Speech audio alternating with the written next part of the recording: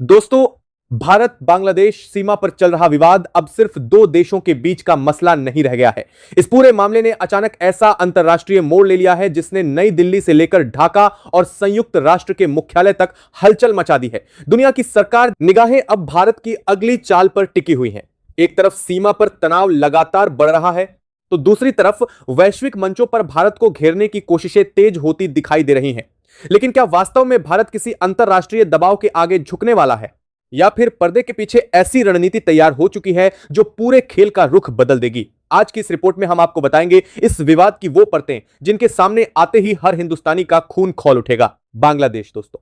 भारत और बांग्लादेश के सीमा विवाद के बीच अब संयुक्त राष्ट्र यानी यूएन खुलकर कूद पड़ा है।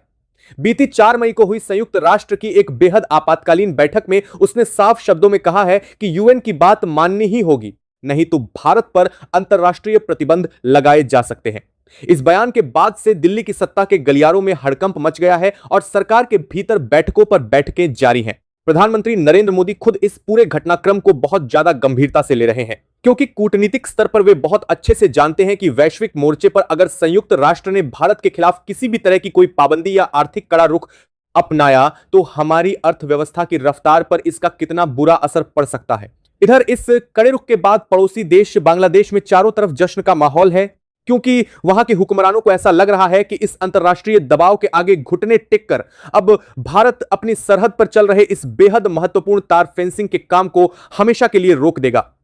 अगर ऐसा होता है तो सीमा पार बैठी ताकतों को पहले की तरह ही भारतीय सरहद में अवैध घुसपैठ करने का खुला मौका मिलता रहेगा। सच तो यह है कि बांग्लादेश की नवनिर्वाचित तारिक रहमान सरकार के लिए यह अब तक की सबसे बड़ी कूटनीतिक उपलब्धियों में से एक मानी जाएगी, अगर वे भारत के इतने बड़े और सुरक्षा से जुड़े इस ऐतिहासिक प्रोजेक्ट को रुकवाने में कामयाब हो जाते हैं। यही वजह है कि बांग्लादेश की तरफ से जानबूझकर आए दिन सीमा पर तार लगा रहे बीएसएफ के जवानों के साथ किसी न किसी बहाने गतिरोध पैदा किया जा रहा है, ताकि सरहद पर कोई बड़ी अप्रिय घटना हो सके और बांग्लादेश उस मुद्दे को अंतरराष्ट्रीय मंचों पर ले जाकर पूरी दुनिया के सामने भारत को एक खलनायक की तरह पेश कर सके। लेकिन इन सब खबरों के बीच हर एक हिंदुस्तानी के मन में बार बार बस एक ही सवाल उठ रहा है कि क्या वाकई हम लोग अंतरराष्ट्रीय मोर्चे पर इतने कमजोर हो गए हैं कि बांग्लादेश जैसा एक छोटा सा देश भारत के इतने बड़े और संप्रभु प्रोजेक्ट को इतनी आसानी से रोक दे? क्या हमारी कूटनीति इस कदर बेअसर हो गई है कि संयुक्त राष्ट्र भारत जैसे महाशक्तिशाली देश को छोड़कर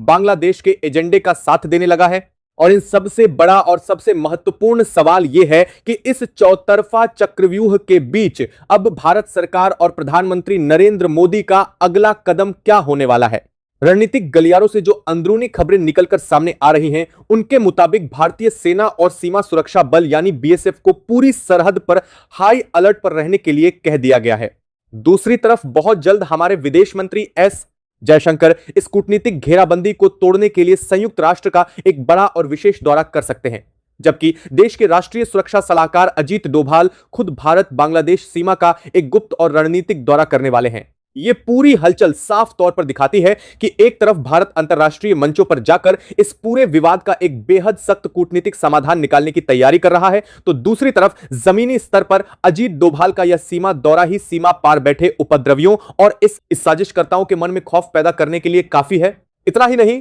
खुफिया सूत्रों से मिल रही बेहद गोपनीय जानकारी के मुताबिक इस वैश्विक चक्रव्यूह को पूरी तरह से नेस्तनाबूद करने के लिए प्रधानमंत्री नरेंद्र मोदी बहुत जल्द अमेरिकी राष्ट्रपति डोनाल्ड ट्रंप और रूस के राष्ट्रपति व्लादिमीर पुतिन से भी सीधी बातचीत तब कर सकते हैं। भारत की यह रणनीति इसलिए है ताकि अगर भविष्य में संयुक्त राष्ट्र के भीतर भारत बांग्लादेश सीमा विवाद को लेकर किसी भी तरह की कोई एक तरफा वोटिंग कराने की साजिश रची जाती है, तो दुनिया की ये दोनों महाशक्तियां अपनी विशेष वीटो पावर का इस्तेमाल करके भारत के पक्ष में खड़ी हो सके और इस पक्षपातपूर्ण प्रस्ताव को वहीं मटियामेट कर दें। आखिर इस वैश्विक चक्रव्यूह के पीछे कौन सी बड़ी ताकतें काम कर रही हैं और दिल्ली का प्लान एक्स इस खतरे से कैसे निपटेगा, इसे हम आगे की रिपोर्ट में एक एक परत खोलकर समझेंगे। तो दोस्तों, संयुक्त राष्ट्र यानी यूएन के इस एक तरफा फरमान के बाद दुनिया सोच रही थी कि भारत रक्षात्मक मुद्रा में आ जाएगा, लेकिन दिल्ली के चाणक्य ने एक ऐसा two front action plan activate कर दिया है जिसने वैश्विक कूटनीति के दिग्गजों को भी हैरान कर दिया है। भारत इस समय अंतरराष्ट्रीय मोर्चे और जमीनी मोर्चे दोनों पर एक साथ संतुलन बनाकर खेल रहा है, जहां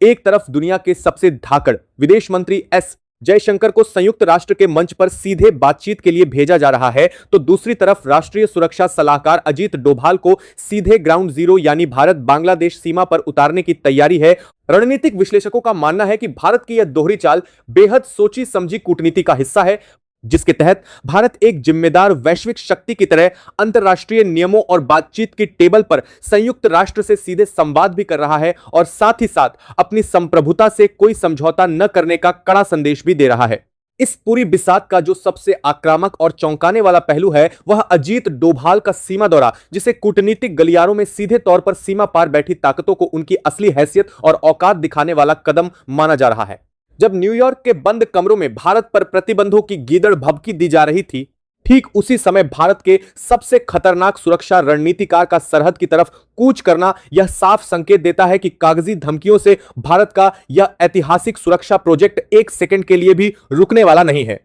अजीत डोभाल का जमीनी स्तर पर एक्टिव होना ही सीमा पार बैठे उन उपद्रवियों और साजिशकर्ताओं के मन में खौफ पैदा करने के लिए काफी है, जो अंतरराष्ट्रीय दबाव की आड़ में भारत को कमजोर आंकने की भूल कर रहे थे। इस जबरदस्त कूटनीतिक और सैन्य संतुलन ने बांग्लादेश की नवनिर्वाचित सरकार और उनके पीछे खड़े वैश्विक आकाओं की रातों की नींद उड़ा दी है, क्योंकि वो बहुत अच्छे से जानते हैं कि भारत अब केवल बातचीत की मेज तक सीमित रहने वाला देश नहीं है, बल्कि वह अपनी सरहद की सुरक्षा के लिए किसी भी हद तक जाने का माद्दा रखता है। भारत का यह साफ और सख्त रुख यह साबित करता है कि आज का आत्मनिर्भर भारत अंतर्राष्ट्रीय मंचों पर अपना पक्ष पूरी मजबूती से रखना भी जानता है और जरूरत पड़ने पर अपनी सीमाओं की रक्षा के लिए बिना किसी हिचकिचाहट के कड़े और व्यावहारिक फैसले लेना भी जानता है। तो दोस्तों, आज की यह रिपोर्ट हर एक हिंदुस्तानी के लिए देखना बेहद जरूरी है, इसलिए इस वीडियो को अभी के अभी एक लाइक जरूर कर दीजिए, क्योंकि आपका एक लाइक हमारे देश के जांबाज जवानों और कूटनीतिज्ञों के हौसले को बढ़ाता है। अगर आप हमारे चैनल पर पहली बार आए हैं तो देश की सुरक्षा और वैश्विक राजनीति से जुड़ी ऐसी ही बिल्कुल सटीक और खोजी रिपोर्ट्स के लिए चैनल को सब्सक्राइब करके बेल आइकन दबाना बिल्कुल मत भूलिएगा। चलिए अब बिना किसी देरी के समझते हैं दिल्ली के उस बड़े एक्शन प्लान को जिसने इस पूरे अंतरराष्ट्रीय चक्रव्यूह की हवा निकाल दी है। तो दोस्तों, इस टू फ्रंट एक्शन प्लान के बाद अब इस खेल के सबसे बड़े और निर्णायक मोड़ पर आते हैं, जहां संयुक्त राष्ट्र के इस एकतरफा चक्रव्यूह को हमेशा के लिए मटियामेट करने की तैयारी की जा रही है। रणनीतिक विशेषज्ञों का मानना है कि न्यूयॉर्क के अंतरराष्ट्रीय मंच पर भारत को प्रतिबंधों की जो धमकी दी गई है, उसकी असली काट दिल्ली के साउथ ब्लॉक में पहले ही तैयार की जा चुकी है। खुफिया सूत्रों और राजनयिक गलियारों से मिल रही बेहद पुख्ता जानकारी के मुताबिक प्रधानमंत्री नरेंद्र मोदी बहुत जल्द दुनिया की दो सबसे बड़ी महाशक्तियों यानी अमेरिका के राष्ट्रपति डोनाल्ड ट्रंप और रूस के राष्ट्रपति व्लादिमीर पुतिन से एक बेहद महत्वपूर्ण और सीधी वार्ता कर सकते हैं। इस बातचीत का मुख्य मकसद बेहद साफ है कि यदि संयुक्त राष्ट्र सुरक्षा परिषद के भीतर बांग्लादेश और उसके समर्थक देशों द्वारा भारत की सीमा सुरक्षा को लेकर कोई भी एक तरफा दुर्भावनापूर्ण या पक्षपातपूर्ण प्रस्ताव लाने की कोशिश की जाती है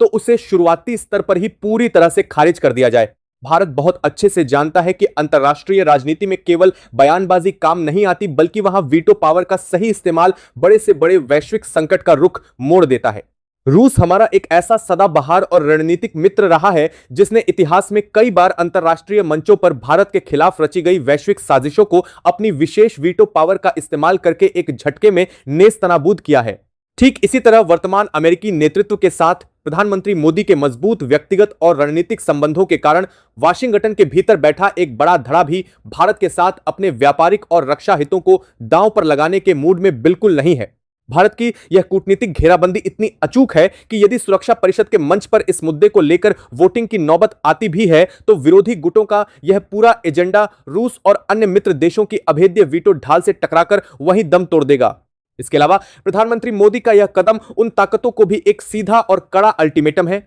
जो ये सोच रही थी कि वे कुछ चुनिंदा देशों का एक छोटा सा गुट बनाकर भारत जैसी उभरती हुई वैश्विक महाशक्ति को अपनी ही सीमाओं पर सुरक्षा दीवार खड़ी करने से रोक देंगे। कूटनीति की इस बिसात पर भारत ने अपने सबसे मजबूत मोहरे आगे बढ़ा दिए हैं, जिससे अब यह पूरी तरह साफ हो चुका है कि अंतरराष्ट्रीय मंचों पर कागजी प्रतिबंधों की धमकियां देकर भारत को झुकाने का यह पूरा खेल सिर्फ एक खोखली गीदड़ भभकी बनकर रह जाएगा। तो दोस्तों, जब एक तरफ भारत की यह दोहरी कूटनीति संयुक्त राष्ट्र के मंच से लेकर सरहद तक अपना पूरा असर दिखा रही है, ठीक उसी समय दुनिया के बड़े बड़े आर्थिक मंचों पर एक और गंभीर चर्चा छिड़ गई है। सवाल यह उठ रहा है कि अगर भारत संयुक्त राष्ट्र की इस पक्षपातपूर्ण मांग के आगे नहीं झुकता तो क्या वाकई पश्चिमी देश और उनके सहयोगी मिलकर भारत पर कोई ऐसी बड़ी आर्थिक पाबंदी लगा सकते हैं जो हमारी विकास दर को रोक दे? अंतर्राष्ट्रीय कानूनों और वैश्विक व्यापार के जानकारों की माने तो आज के दौर में भारत जैसी महाशक्ति पर किसी भी तरह का प्रतिबंध लगाने की बात सोचना भी उन देशों के लिए खुद अपने ही हाथों से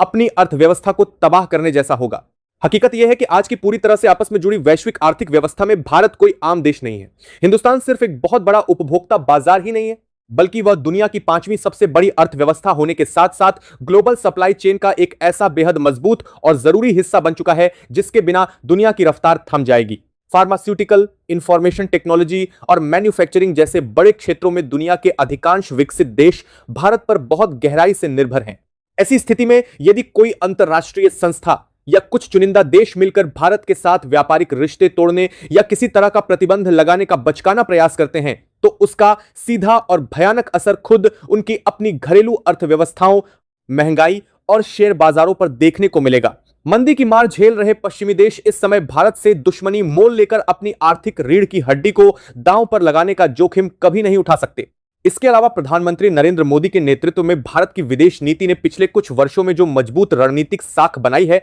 वह इस पूरे चक्रव्यूह के आगे एक अभेद्य ढाल बनकर खड़ी हो गई है। सुरक्षा परिषद के मंच पर भारत के संबंध रूस और फ्रांस जैसे महाशक्तिशाली देशों के साथ इतने गहरे और रणनीतिक हैं कि हमारे खिलाफ लाया गया कोई भी एक तरफा या दुर्भावनापूर्ण प्रस्ताव वहां एक सेकंड भी नहीं टिक सकता। ये मित्र देश अपनी विशेष वीटो पावर का इस्तेमाल करके ऐसे किसी भी कूटनीतिक प्रयास को शुरुआत में ही पूरी तरह से ध्वस्त करने की क्षमता रखते हैं। यही कारण है कि अंतरराष्ट्रीय नियमों की आड़ में भारत को डराने का यह पूरा खेल सिर्फ एक कागजी डर और गीदड़ भभकी बनकर रह जाता है, क्योंकि आज का नया और सशक्त भारत किसी भी बाहरी दबाव के आगे झुके बिना अपनी संप्रभुता के फैसले पूरी ताकत और स्वाभिमान के साथ लेना जानता है। तो दोस्तों, इस पूरे आर्थिक और कूटनीतिक दांव पेंच के बीच अब एक ऐसी सनसनीखेज खबर सामने आ रही है जिसमें भारत के राष्ट्रीय सुरक्षा गलियारों में पूरी तरह से हाई अलर्ट घोषित कर दिया गया है। खुफिया सूत्रों के हवाले से खबर मिली है कि जब संयुक्त राष्ट्र के मंच पर भारत को घेरने की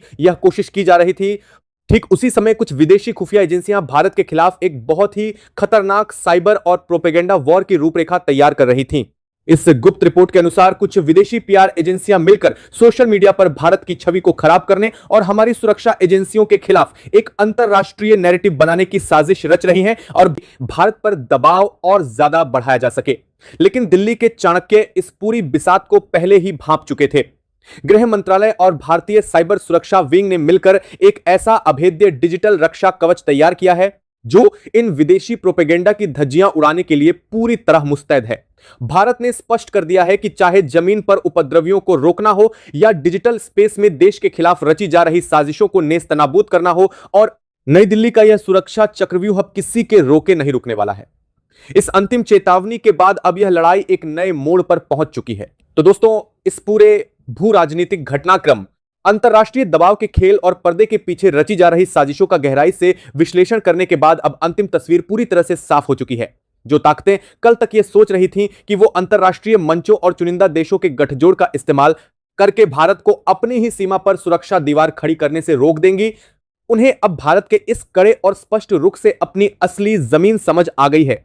साउथ ब्लॉक के पावर कॉरिडोर से लेकर सरहद के ग्राउंड जीरो तक भारत का संदेश दुनिया के लिए बिल्कुल सीधा और अटूट है कि जब बात राष्ट्र की सुरक्षा और नागरिकों के हितों की आएगी तो हिंदुस्तान किसी भी कागजी फरमान के आगे रत्ती भर भी झुकने वाला नहीं है। भारत ने अपनी इस आक्रामक और स्पष्ट कूटनीतिक नीति से यह साबित कर दिया है कि वह अपनी सीमाओं के भीतर अवैध घुसपैठ को रोकने, अपराधियों पर नकेल कसने और अपनी सुरक्षा व्यवस्था को अभेद्य बनाने के लिए पूरी तरह से स्वतंत्र है। तुर्की, सऊदी अरब या पश्चिमी शक्तियों द्वारा बनाया जा रहा यह कृत्रिम दबाव भारत के राष्ट्रीय संकल्प के सामने पूरी तरह से ध्वस्त हो चुका है और हमारी सुरक्षा एजेंसियां बिना किसी हिचकिचाहट के अपने काम को दुगनी रफ्तार से पूरा करने में जुटी हुई हैं। इस वक्त की सबसे बड़ी अपडेट यह है कि डिजिटल और जमीनी दोनों मोर्चों पर जो जंग शुरू हुई थी, अब वह सिर्फ भारत बनाम कुछ देश नहीं रह गई है, बल्कि यह सीधे सीधे भारत बनाम ग्लोबल नैरेटिव मशीनरी की टक्कर में बदल चुकी है। विदेशी लॉबीज, थिंक टैंक्स और कथित मानवाधिकार समूहों की एक पूरी फौज तरह तरह के डेटा, आधे सच और पूरे झूठ को मिलाकर ऐसा चित्र खींचने की कोशिश कर रही है मानो भारत अपने ही नागरिकों के खिलाफ कोई कठोर अभियान चला रहा हो, जबकि हकीकत यह है कि लक्ष्य सिर्फ और सिर्फ घुसपैठ, तस्करी और संगठित अपराध है। आप हैरान होंगे यह जानकर कि इन प्रोपेगेंडा नेटवर्क्स ने अब सोशल मीडिया से लेकर इंटरनेशनल न्यूज रूम तक एक सुनियोजित कैंपेन चला रखा है, जिसमें बांग्लादेश बॉर्डर की फेंसिंग को किसी दीवार,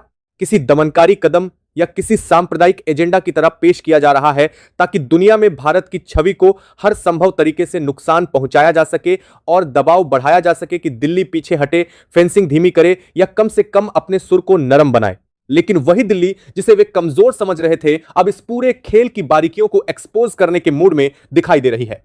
गृह मंत्रालय की मीटिंग्स अब सिर्फ सुरक्षा इनपुट्स तक सीमित नहीं है, वहां साइकोलॉजिकल ऑपरेशन से लेकर इंफॉर्मेशन वॉरफेयर तक हर पहलू पर प्लानिंग हो रही है।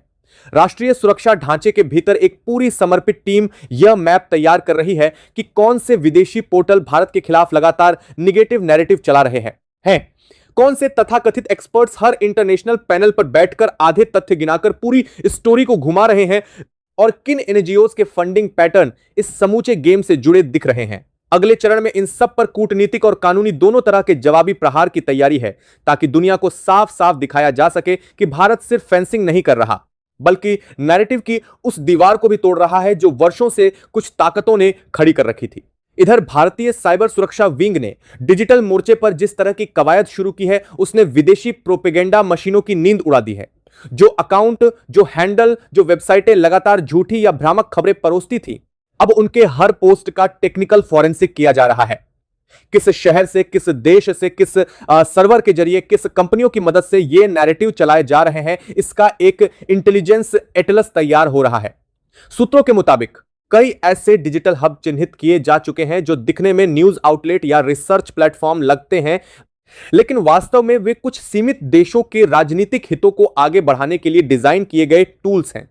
भारत की साइबर टीमें अब सिर्फ डिफेंस तक सीमित नहीं रहना चाहती, वे इन नेटवर्क्स को कानूनी, कूटनीतिक और टेक्निकल तीनों स्तरों पर बेनकाब करने की दिशा में बढ़ रही हैं, ताकि डिजिटल मैदान में भी खेल बराबरी की शर्तों पर हो, न कि झूठ और फंडेड नैरेटिव के सहारे। जब इन बाहरी ताकतों को यह एहसास हुआ कि जमीन पर फेंसिंग रुकी नहीं और डिजिटल स्पेस में भी भारत ने मजबूत कवच खड़ा कर लिया, तब उन्होंने एक और पुरानी रणनीति की तरफ रुख किया। कुछ चुनिंदा अंतरराष्ट्रीय थिंक टैंक से अचानक रिपोर्ट्स निकलने लगी कि फेंसिंग से लोकल इकोनॉमी पर क्या असर पड़ेगा, लोकल कम्युनिटीज की लाइफ कैसे बदलेगी, माइग्रेशन पैटर्न में क्या बदलाव होगा और इस सब का क्षेत्रीय स्थिरता पर क्या मतलब निकलेगा। सतह पर यह सब अकादमिक लगता है, लेकिन भारत के रणनीतिक जानकारों को अच्छी तरह पता है कि ऐसी रिपोर्ट्स का इस्तेमाल बाद में यूएन, ईयू या अन्य मंचों पर भारत के खिलाफ दबाव बनाने के लिए किया जाता है। यानी पहले थिंक टैंक, फिर रिपोर्ट, फिर सेलेक्टिव मीडिया कवरेज, फिर संसदों में डिबेट और आखिर में भारत से कंसेशन की मांग। यह वही पुराना प्लेबुक है जिसका शिकार पहले भी कई देश हो चुके हैं, लेकिन इस बार भारत ने तय कर लिया है कि इस स्क्रिप्ट को ज्यों का त्यों स्वीकार नहीं किया जाएगा। नई दिल्ली ने यह भी समझ लिया है कि सिर्फ रिएक्टिव रहकर यह जंग नहीं जीती जा सकती, इसीलिए अब एक प्रोएक्टिव कूटनीतिक मुहिम की तैयारी है।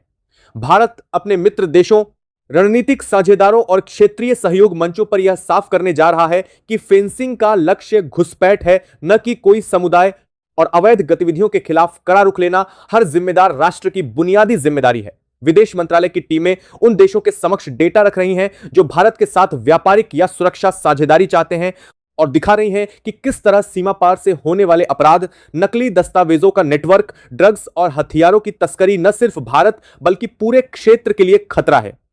जब इन देशों के सामने हार्ड फैक्ट्स रखे जाते हैं तो उनका नजरिया बदलता है, और यही वह soft power plus hard data का मिश्रण है जिसे भारत अपने पक्ष में इस्तेमाल करने जा रहा है।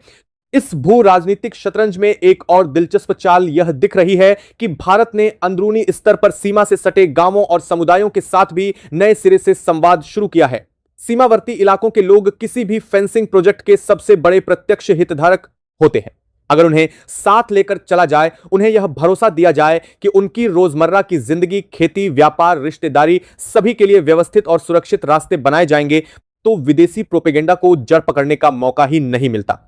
गृह मंत्रालय के समन्वय से सीमा से जुड़े राज्यों की सरकारें और प्रशासनिक तंत्र यह सुनिश्चित करने में लगे हैं कि लोकल लोगों की चिंता सुनी जाए। वैध जरूरतों के समाधान खोजे जाएं और अवैध गतिविधियों के लिए अब तक इस्तेमाल हो रहे रास्तों को बंद कर दिया जाए। जब बॉर्डर के गांव खुद कहने लगे कि हमें सुरक्षित फेंसिंग चाहिए, तब किसी भी अंतर्राष्ट्रीय मंच के लिए यह कहना मुश्किल हो जाता है कि भारत जनता के खिलाफ काम कर रहा है। लेकिन क्या विदेशी दबाव यहां रुक गया है? बिल्कुल नहीं। बयानों की भाषा अब और तीखी होती जा रही है। कुछ पश्चिमी राजधानियों से यह सिग्नल दिया जा रहा है कि अगर भारत नरम नहीं पड़ा तो कुछ ट्रेड प्रेफरेंसेस, कुछ निवेश पैकेज और कुछ रक्षा तकनीक सहयोग पर भविष्य में असर देखने को मिल सकता है।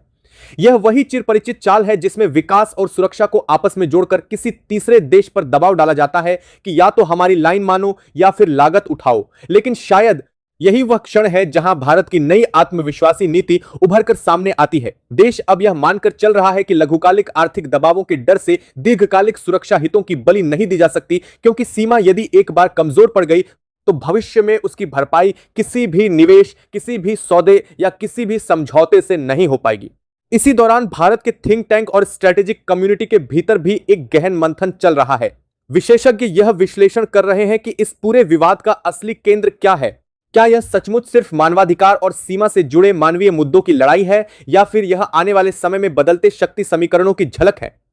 एक बड़ा वर्ग मानता है कि जैसे जैसे भारत आर्थिक और सामरिक दोनों मोर्चों पर मजबूत हो रहा है, वैसे वैसे पुराने वैश्विक पावर सेंटर्स को डर है कि यह देश अगर अपनी सीमाओं को पूरी तरह सुरक्षित कर लेगा, अपने आसपास के क्षेत्र को स्थिर कर लेगा और अपनी संप्रभु नीतियों पर अडिग रहेगा,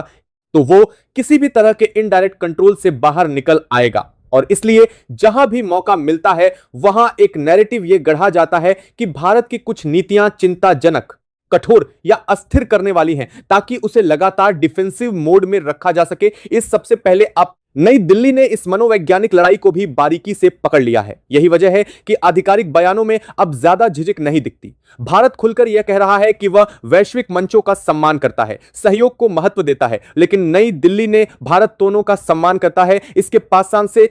लेकिन किसी भी मंच को यह अधिकार नहीं दिया जा सकता कि वह भारतीय सीमाओं की सुरक्षा पर वीटो लगा दे। इस तरह की साफगोई कुछ देशों को असहज कर सकती है, लेकिन यही वह टोन है जिसने दुनिया को यह संदेश दे दिया है कि भारत अब सिर्फ रिस्पॉन्डिंग नेशन नहीं बल्कि डिसाइडिंग नेशन बनना चाहता है, जो अपने हितों का एजेंडा खुद सेट करेगा और अपनी सुरक्षा के सवाल पर आखिरी फैसला भी खुद ही करेगा। जमीनी स्तर पर स्मार्ट फेंसिंग का काम जिस गति से आगे बढ़ाया जा रहा है वह भी अपने आप में एक संदेश है। अब यह सिर्फ तार और खंभों का मामला नहीं रहा, बल्कि इसमें सेंसर, नाइट विजन, ड्रोन निगरानी, डेटा एनालिटिक्स और रियल टाइम अलर्ट सिस्टम्स को जोड़ा जा रहा है। इसका मतलब यह है कि बॉर्डर सिर्फ फिजिकल बैरियर नहीं बल्कि एक इंटेलिजेंट सिक्योरिटी ग्रिड में बदल रहा है। ऐसे में सीमा पार बैठे हुए तमाम तत्व जो अभी तक ढीली निगरानी का फायदा उठाकर घुसपैठ, तस्करी या नेटवर्किंग करते थे, उन्हें समझ आ रहा है कि आने वाले दिनों में उनके लिए जमीन और आसमान दोनों सिकुड़ने वाले हैं। यही वजह है कि उनके आका जो विदेशों में बैठकर फंडिंग, शेल कंपनियों और फ्रंट ऑर्गेनाइजेशनों के जरिए यह सब ऑपरेशन चलाते रहे हैं, अब हड़बड़ाहट में अंतरराष्ट्रीय नैरेटिव्स का सहारा ले रहे हैं ताकि फेंसिंग की रफ्तार को किसी तरह धीमा कराया जा सके। लेकिन भारतीय सुरक्षा एजेंसियों की बॉडी लैंग्वेज कुछ और ही कहानी सुना रही है। अंदर से मिलने वाले संकेत बताते हैं कि इस पूरे विवाद ने दरअसल उनके हौसले को और मजबूत कर दिया है। वे मानकर चल रहे हैं कि अगर इतना बड़ा विरोध, इतना बड़ा प्रोपेगेंडा और इतनी तीखी कूटनीतिक भाषा सिर्फ एक फेंसिंग प्रोजेक्ट के लिए सामने आ रही है, तो इसका मतलब यही है कि यह प्रोजेक्ट सचमुच उन लोगों को चोट पहुंचा रहा है जिनका पूरा कारोबार ही सीमा की कमजोरी पर टिका था। यही वह नैतिक बल है जो जवानों को यह भरोसा देता है कि जो काम वे कर रहे हैं वह सिर्फ एक निर्माण नहीं बल्कि दशकों से चल रहे अपराध तंत्र की रीढ़ तोड़ने की दिशा में उठाया गया निर्णायक कदम है। एक और दिलचस्प पहलू यह है कि इस पूरे घटनाक्रम ने भारत के भीतर आम नागरिकों को भी भू राजनीति और कूटनीति के इस जटिल खेल के प्रति ज्यादा सजग कर दिया है। पहले अक्सर लोग सोचते थे कि सीमा का मतलब बस कोई दूर इलाका है जहां फौज और सुरक्षा बल तैनात होते हैं, लेकिन अब वे समझ रहे हैं कि सीमा की मजबूती का सीधा संबंध उनकी अपनी रोजमर्रा की सुरक्षा, अर्थव्यवस्था और सामाजिक स्थिरता से है। यही कारण है कि सोशल मीडिया पर, ग्राउंड पर, विभिन्न मंचों पर आम लोग खुलकर यह कह रहे हैं कि अगर सीमा पर कठोर कदम उठाने पड़े, अगर अवैध घुसपैठ पर लोहे की दीवार खड़ी करनी पड़े, तो यह करना जरूरी है, चाहे इसके लिए अंतर्राष्ट्रीय हलकों की कितनी ही आलोचना क्यों न झेलनी पड़े। यह जनसमर्थन किसी भी लोकतांत्रिक सरकार के लिए सबसे बड़ी ताकत होता है और भारत की नेतृत्व पंक्ति को यह भली भांति समझ आ चुका है। इसी के साथ साथ भारतीय विदेश नीति भी एक सूक्ष्म परंतु निर्णायक मोड़ पर खड़ी दिख रही है। जो देश भारत पर दबाव बनाने की कोशिश कर रहे हैं, उनके साथ डायलॉग के दरवाजे बंद नहीं होंगे। बातचीत की टेबल पर अब भारत की भाषा पहले से कहीं ज्यादा आत्मविश्वासी होगी। वह देशों से साफ पूछेगा कि क्या वे खुद अपनी सीमा पर अवैध घुसपैठ की इजाजत देंगे, क्या वे अपने नागरिकों की जान जोखिम में डालकर केवल किसी अंतरराष्ट्रीय मंच को खुश रखने का काम करेंगे, और क्या वे यह मानते हैं कि किसी संप्रभु देश की सीमा सुरक्षा पर बाहरी हस्तक्षेप न्याय संगत है। ऐसे सवालों के सामने किसी भी देश के लिए दोहरे मापदंड छिपाना आसान नहीं होता, और यही वह रणनीतिक संवाद है जो धीरे धीरे भारत के पक्ष में माहौल को बदल सकता है। अब सबसे बड़ा सवाल भविष्य को लेकर है। जब यह अत्याधुनिक स्मार्ट फेंसिंग अपनी पूरी क्षमता के साथ काम करना शुरू करेगी, जब डिजिटल और ग्राउंड दोनों लेवल पर निगरानी सिस्टम्स एक दूसरे के साथ समन्वय में आने लगेंगे, जब अत्याधुनिक स्मार्ट फेंसिंग अपनी, तब सीमा पार बैठे नेटवर्क्स के पास कितना स्पेस बचेगा, यह देखने वाली बात होगी। अभी वे अंतरराष्ट्रीय मंचों पर शोर मचा रहे हैं, रिपोर्ट्स लिखवा रहे हैं, भाषण करवा रहे हैं, लेकिन उस दिन जब उनके लिए सीमा पार एक एक कदम बढ़ाना मुश्किल हो जाएगा, तब उनके पास या तो वापसी का रास्ता होगा या फिर किसी और हिस्से में अस्थिरता फैलाने का नया ठिकाना तलाशने का विकल्प। जो भी हो, भारत ने साफ कर दिया है कि अपनी जमीन, अपनी सीमा और अपने नागरिकों की सुरक्षा के सवाल पर यह देश किसी भी खेल का मैदान नहीं बनने वाला। इस पूरी कहानी का सबसे बड़ा संदेश यही है कि चाहे डिजिटल स्पेस में कितना भी शोर मचाया जाए, चाहे कागजी रेजोल्यूशनों पर कितने भी सख्त शब्द लिख दिए जाएं, चाहे विदेशी थिंक टैंक्स कितनी ही रिपोर्ट्स तैयार कर लें, अंत में जमीन पर वही होगा जो एक संप्रभु राष्ट्र अपनी सुरक्षा के लिए सही समझेगा। भारत ने अपनी नीति और अपने इरादों से यह साबित कर दिया है कि वह न तो धमकियों से डरेगा, न प्रोपेगेंडा से विचलित होगा, और न ही किसी कृत्रिम दबाव के आगे झुकेगा। सीमा पर फेंसिंग की यह कहानी दरअसल एक बड़े बदलाव की गवाही दे रही है, जहां भारत सिर्फ प्रतिक्रिया देने वाला खिलाड़ी नहीं, बल्कि अपने हितों की रक्षा के लिए खुद मोर्चा तय करने वाला निर्णायक किरदार बनकर सामने आ रहा है।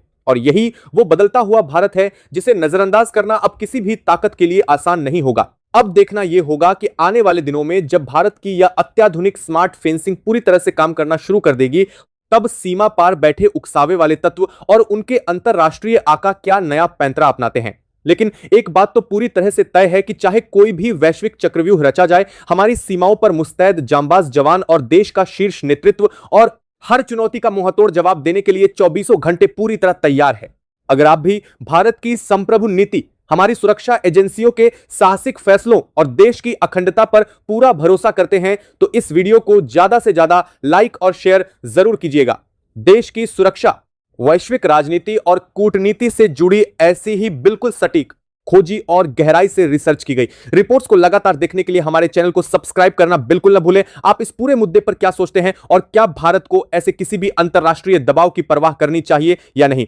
दोनों से बात आपके सीक्रियस किसी भी अंतरराष्ट्रीय दबाव की परवाह? अपने विचार नीचे कमेंट बॉक्स में पूरे जोश के साथ जरूर साझा करें। मिलते हैं अगले बेहद महत्वपूर्ण और खुलासों से भरे वीडियो में। तब तक के लिए अपना और अपने देश का ख्याल रखिएगा। जय हिंद, जय भारत।